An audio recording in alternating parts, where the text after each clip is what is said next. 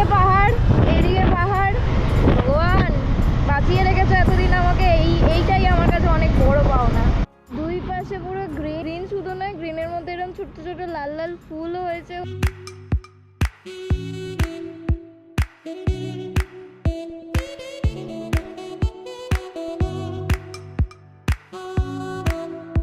এতটা জার্নি করে এসে আলটিমেটলি আজকে কিন্তু আমি পৌঁছাতে পারছি।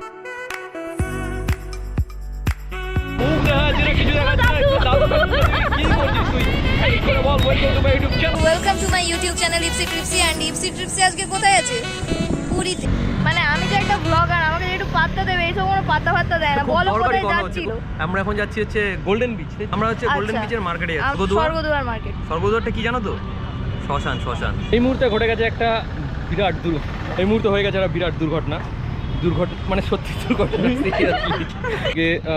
550 কিলোমিটার চালিয়ে এসছে তো কলকাতা থেকে, তো তার জন্য ব্যাটারিটা একটু ডাউন হয়ে গেছে। ঠেলাঠেলি হবে, কি ঠেলাঠেলি না কি সব বলে এগুলো। আমাদের কাছে গাড়ি খারাপ হওয়াটাও একটা কন্টেন্ট, টেকনিক হিসাবে শিখে নাও। হ্যাঁ,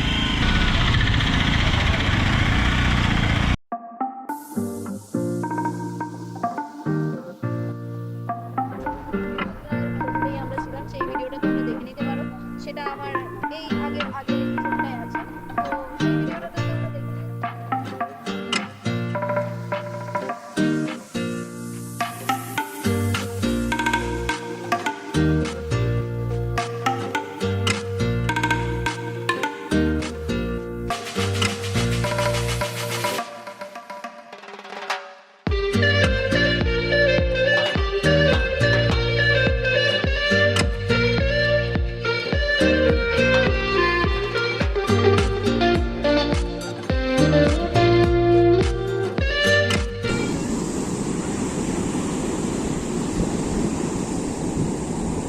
সমুদ্রের ধারে সন্ধ্যাবেলায় এরকম চেয়ার নিয়ে অনেকেই বসে আড্ডা মারছে, সমুদ্রের ঢেউগুলোকে এনজয় করছে।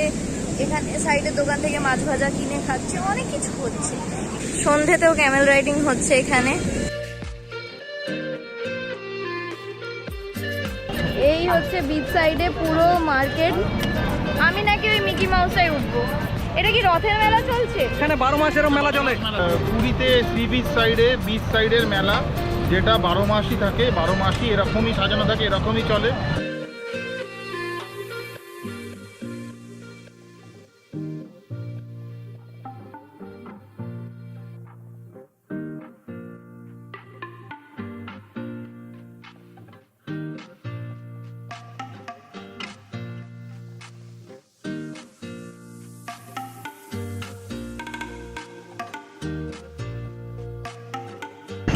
এসছি এখন আমরা পুরী মন্দিরের সামনে।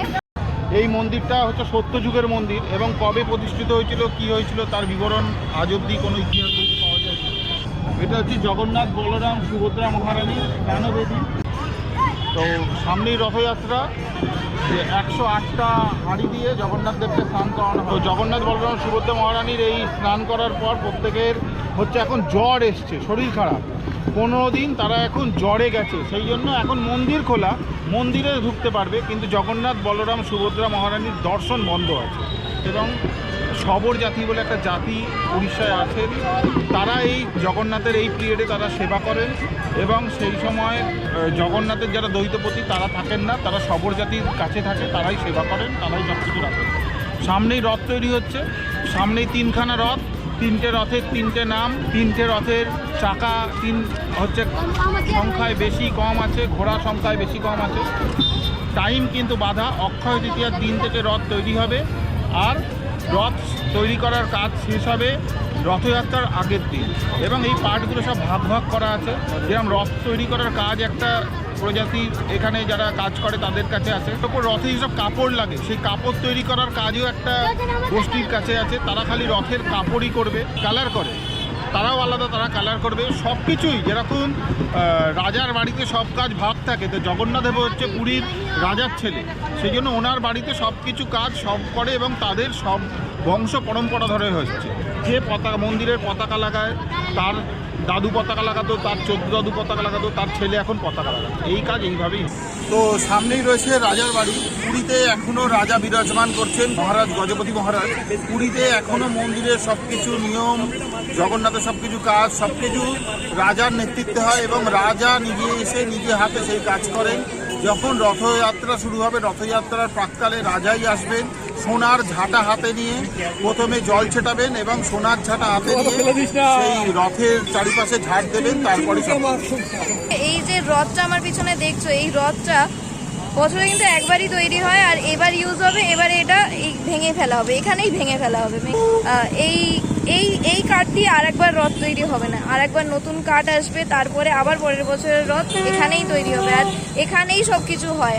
তো অনেক কিছুই জানতে পারলাম এখান থেকে। চলো এবার যাই। মানে এখানে গাড়ি পার্কিং করাটা অ্যালাউড নয়, তো ইললিগাল কাজ করে লাভ নেই, যাই।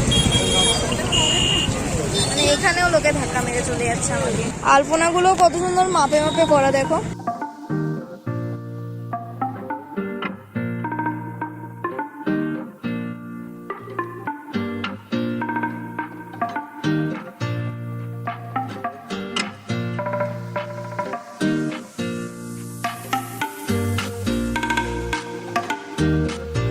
তো আমরা এসে গেছি জগন্নাথ মন্দিরের দক্ষিণ দুয়ার, যেটার নাম হচ্ছে এখানে ঘোড়া দুয়ার বা দক্ষিণ দুয়ার। এখানে ভগবান শ্রীকৃষ্ণ কল্কি অবতারে দেখা যাচ্ছে।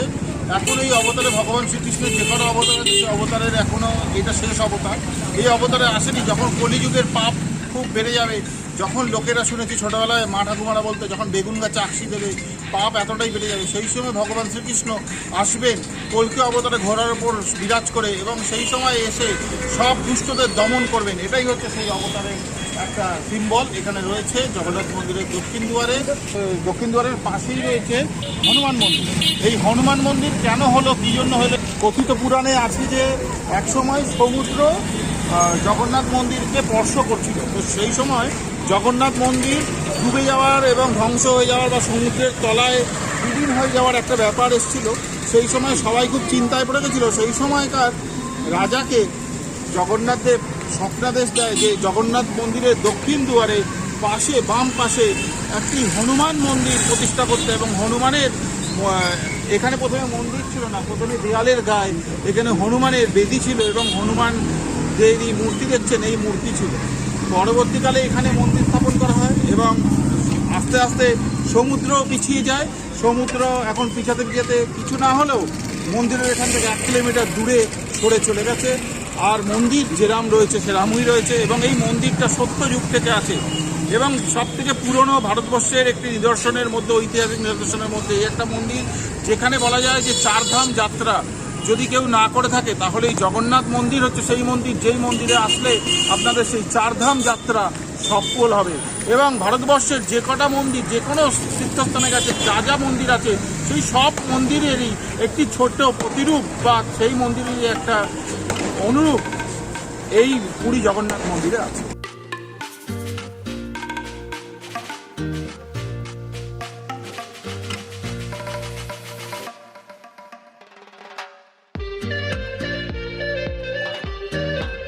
যাই হোক, এবার আজকের ব্লগটা এখানেই শেষ করছি।